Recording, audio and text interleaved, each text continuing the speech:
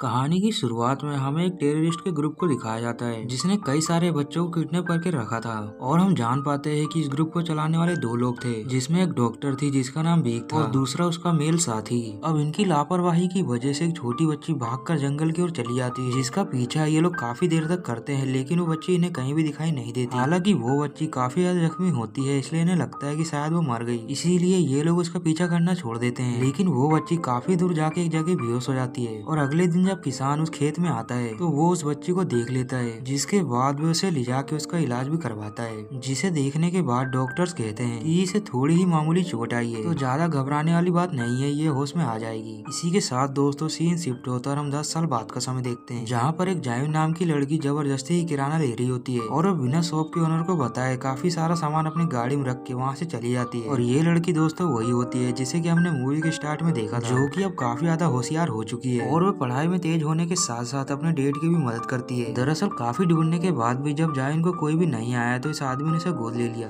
और अब ये लोग हैप्पी फैमिली की तरह रहते हैं। लेकिन कभी कभी जायन के सर में बहुत ही ज्यादा दर्द होने लगता है और ये दर्द इतना ज्यादा होता है कि जैसे उसका सर फट जाएगा, लेकिन ये दर्द अपने आप ही ठीक हो जाता है। अब इसके बाद जायन स्कूल जाने के लिए निकल जाती है कि तभी उसकी फ्रेंड मोबाइल में सिंगिंग कंपटीशन की चीजें देख रही होती है, जिसमें बताया जाता है कि अगर वो इस कंपटीशन को जीत जाते हैं तो उन्हें इनाम के तौर पे काफी सारे रुपए दिए जाएंगे। ये देखकर तो जायन उसमें भाग लेने के लिए मान जाती है, क्योंकि वो अपने परिवार की हेल्प करना चाहती थी। अब ये लोग अगले दिन उस जगह पे पहुंच जाते हैं जहाँ पर इनका सिंगिंग कंपटीशन होना था और यहाँ पर जायन बहुत ही अच्छा गाना गाती है, लेकिन वो गाना गाने के बाद एक जादू भी दिखाती है जिसमें वो माइक को हवा में उड़ा देती है। और ये देखने के बाद तो वहाँ पे जितने भी लोग होते हैं वह लोग तो पूरी तरह से हैरान हो जाते हैं। लेकिन दोस्तों इससे तो हम समझ गए कि इसके अंदर कोई सुपर नेचुरल पावर है जो कि इसे स्पेशल बनाती है। अब ये लोग अपने पहले राउंड को पार करके वहाँ से बाहर निकलते हैं, लेकिन जैसे ही जायन घर आती है तो उसके माँ बाप उसे बहुत ही डांटते हैं और कहते हैं कि अगर तुम ऐसा करती रही तो तुम्हारे बारे में सबको पता चल जाएगा, जिसकी वजह से ऐसा भी हो सकता है कि तुम हमसे बिछड़ जाओ। अब अगले दिन हम देखते हैं कि जायन अपने दोस्त के साथ सिंगिंग स्टूडियो जा रही होती है, क्योंकि उसे अगले राउंड के लिए बुलाया गया था। अब ये लोग ट्रेन में बैठ के चिल कर ही रहे थे कि तभी इनके सामने वाला बंदा कहता है कि मैं तुम्हें जानता हूँ। दरअसल इस बंदे का नाम नोवल मैन होता है और वह जायन को थप्पड़ का इशारा करते हुए कहता है कि मैं 10 साल पहले तुम्हारे ही साथ था। और जायन को तो कुछ भी समझ नहीं आ रहा होता है कि दरअसल वो बंदा कहना क्या चाहता है। अब वो बंदा देखता है कि जायन कुछ भी रिएक्ट नहीं कर रही, तो वो बंदा उठकर वहाँ से जाने लगता है। लेकिन थोड़ी आगे जाने पर उससे एक बंदा टकरा जाता है, जिसकी वजह से नोवल मैन को बहुत ही ज्यादा गुस्सा आता है और वो उस बंदे को इतना मारता है कि वो वहीं मर जाता है। जिसके बाद वो उस बंदे की बॉडी को लेकर ट्रेन के बाहर फेंक देता है। और ये सीन देखकर दोस्तों हम समझ जाते हैं कि इस मासूम के चेहरे के पीछे एक बहुत ही बड़ा हरामी छुपा हुआ है। इधर दूसरी तरफ जायन भी स्टूडियो पहुंच जाती है और वो पहले राउंड के साथ साथ दूसरा राउंड भी जीत जाती है। लेकिन वो जैसे ही वहाँ से बाहर निकलती है तभी उसके नाक से खून बहने लगता है और एक बार फिर से उसका सिर जोरों से दर्द करने लगता है। लेकिन वो जैसे ही अपने नॉर्मल फॉर्म में आती है तो वो कैंपस के बाहर अपनी गाड़ी का इंतजार करने लगती है। लेकिन इससे पहले कि उसकी गाड़ी आती है वहाँ पर दो ब्लैक गाड़ी आती है, जिसमें से एक सूट वूट वाला बंदा उतरता है और वह कहता है कि तुम्हें हमारे साथ चलो। दरअसल ये आदमी उसी डॉक्टर वी के लिए काम करता है और वह फिलहाल जायन को किडनैप करने के लिए आया है। लेकिन इससे पहले कि वो ऐसा कर पाता उनकी गाड़ी आ जाती है और जायन को समझ अब तक नहीं आ रहा था कि उसके साथ क्या हो रहा है। दरअसल जायन ने जब सिंगिंग कॉम्पिटिशन में भाग लिया था जिसमें उसने एक जादू भी दिखाया था, उस जादू को दरअसल डॉक्टर वी और उसके साथी ने देख लिए थे और ये देखने के बाद वो दोनों समझ गए थे कि ये वही लड़की है जिसे कि उन्होंने 10 साल पहले मरा समझ के छोड़ दिया। अब अगले दिन जायन फिर से स्कूल जाने के लिए बस स्टॉप पे खड़ी होती है, लेकिन तभी फिर से वहाँ पे नोवल मैन आता है और वह जायन से कहता है कि तुम्हें मेरे साथ चलना होगा। और जायन कहती है कि तुम मेरा पीछा करना छोड़ दो, जो सुनकर नोवल मैन कहता है कि तुम अपनी फैमिली के बारे में सोचो कि कहीं वो तुम्हारी वजह से जान से ना जाए। अब ये सुनकर जायन तो काफी ज्यादा डर जाती है और जल्दी से भागती हुई अपने घर की ओर जाती है और घर पहुँचते ही जैसे अपने माँ बाप को जिंदा देखती है तो उसकी जान में जान आती है, लेकिन वो फिर भी काफी ज्यादा डर गई थी। अब जब रात में जायन सो रही होती है कि तभी उसे बाहर से आवाज आती है और वो जैसे ही बिस्तर पे बैठती है तभी उसे गन पॉइंट पे ले लिया जाता है, साथ ही उसके साथी के गले पे भी चाकू रखा जाता है। तभी वहाँ पे डॉक्टर वी का पार्टनर आता है और वह जायन से कहता है कि मैं तुम्हें देखकर बहुत ही ज्यादा खुश हूँ। पर जायन इन सब सिचुएशन से काफी ज्यादा डर जाती है और उसका सर जोरों से दर्द करने लगता है, जिसके बाद वो गुस्से में जैसे एक आदमी को मारती है तो वो देखते देखते बाकी लोगों को जान से मार देती है। पर ये सब उसने कैसे किया उसे भी समझ नहीं आता और वो खुद ही बहुत ज्यादा कंफ्यूज हो जाती है। तभी वहाँ पे नोवल मैन और उसके साथी भी आ जाते हैं, जो कि जायन को देख के कहते हैं कि मैं जानता था कि तुम नॉर्मल इंसान नहीं बल्कि तुम भी हमारी ही तरह सुपर पावर से भरपूर हो, इसीलिए तो मैं तुम्हें ढूंढ रहा था और अब अच्छा यही होगा कि तुम अपनी जान बचाने के लिए हमारे साथ चलो। अब ये सुनकर तो जायन मान जाती है, जिसके बाद वो लोग उसे कार में बिठा के एक लैब में लेके जाते हैं और ये लैब किसी और का नहीं बल्कि डॉक्टर वी का होता है, जो कि जायन को देख के कहती है कि तुम्हें देखकर मेरे अंदर की उम्मीद फिर से जाग उठी और अगर तुम उस दिन स्टेज पे जादू नहीं करती तो मैं तुम्हारे बारे में जान नहीं पाती। इधर डॉक्टर वी की बातें सुनकर जायन को अपना पिछला कुछ भी याद नहीं आता